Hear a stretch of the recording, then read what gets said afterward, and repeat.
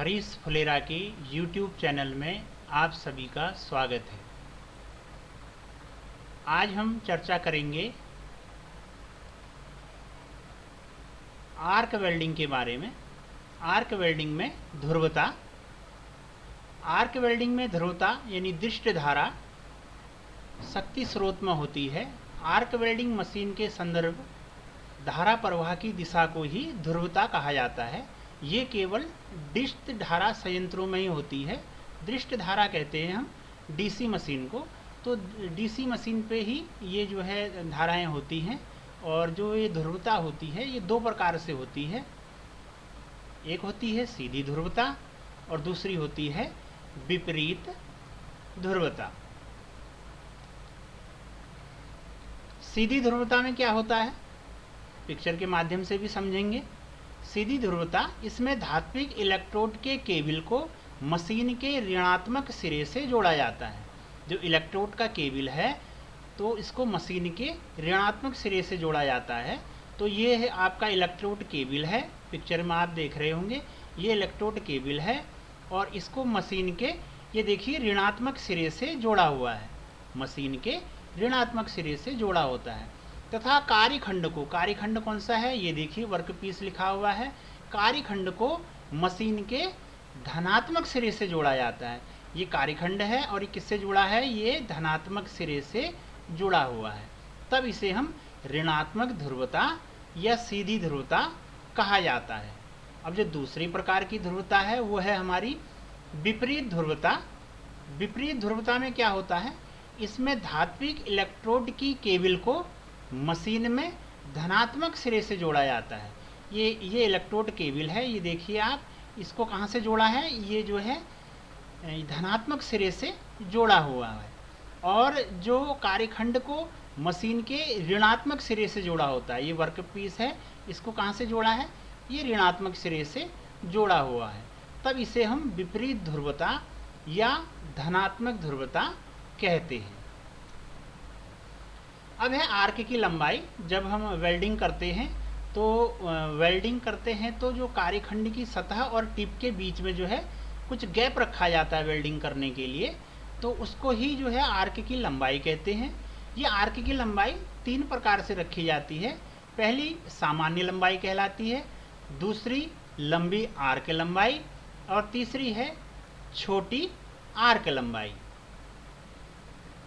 सामान्य आर्क लंबाई, सामान्य आर्क लंबाई में क्या होता है, आर्क वेल्डिंग के समय इलेक्ट्रोड की टिप तथा कार्यखंड की सतह के मध्य का जो गैप है इलेक्ट्रोड के आंतरिक तार के व्यास के बराबर होता है। ये देखिए आप, ये जो है कार्यखंड है और ये जो है इलेक्ट्रोड का हमारा टिप है। इसके बीच का जो गैप है, ये जो गैप है, ये गैप हमने कितना रखा है, ये गैप रखा है हमने जितना इस इलेक्ट्रोड का अंदर का टिप का गोलाई है उतना ही ये गैप रखा हुआ है। तो इस तरह का जो गैप है ये कहलाता है सामान्य आर्क लंबाई, और सबसे सही आर्क लंबाई भी हम इसे कहते हैं। दूसरा है इसके क्या प्रभाव पड़ते हैं, तो यह आर्क लंबाई स्थिर तीक्ष्ण क्रैकिंग की आवाज़ उत्पन्न करता है। इसमें इलेक्ट्रोड समान रूप से जलता है, यानी कंटिन्यू इलेक्ट्रोड जलता है, जिससे छींटे भी कम पड़ते हैं। और दूसरा, इसमें धातु का जो संलग्न है तथा प्रवेश है वो सही होता है। और चौथा है, इसमें धातु का उचित जमाव हो जाता है। दूसरा है हमारा लंबी आर्क लंबाई।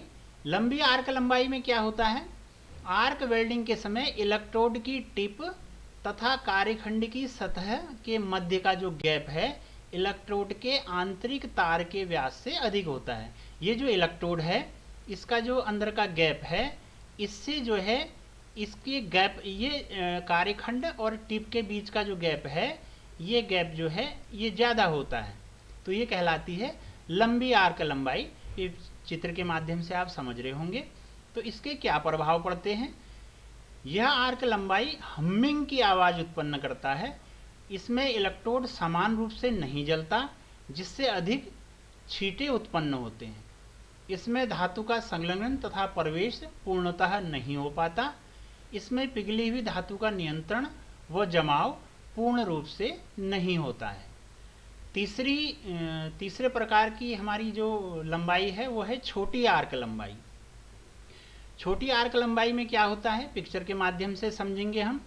आर्क वेल्डिंग के समय इलेक्ट्रोड की टिप तथा जो कार्यखंड के मध्य की सतह का जो अंतराल है वो इलेक्ट्रोड के आंतरिक तार के व्यास से कम रखा जाता है। ये जो गैप है ये आंतरिक व्यास से भी कम रखा गया है, ये जो व्यास है इससे कम रखा गया है, तभी हम इसको क्या कहते हैं, छोटी आर्क लंबाई कहते हैं। छोटी आर्क लंबाई के क्या प्रभाव पड़ते हैं? यह आर्क लंबाई पॉपिंग की आवाज़ करता है। इसमें इलेक्ट्रोड धीरे धीरे गलता है तथा धातु पर जम जाता है। इसमें धातु का संलग्नन व प्रवेश कम होता है। इसमें पतले तथा ऊंचे धातु जमाव वाली बीड बनती है। तो आज आपने जाना आर्क की लंबाई के बारे में। अगर आपको मेरी वीडियो पसंद आ रही हैं तो चैनल को सब्सक्राइब कीजिए, लाइक कीजिए और अपने फ्रेंड्स को शेयर भी कीजिए। धन्यवाद।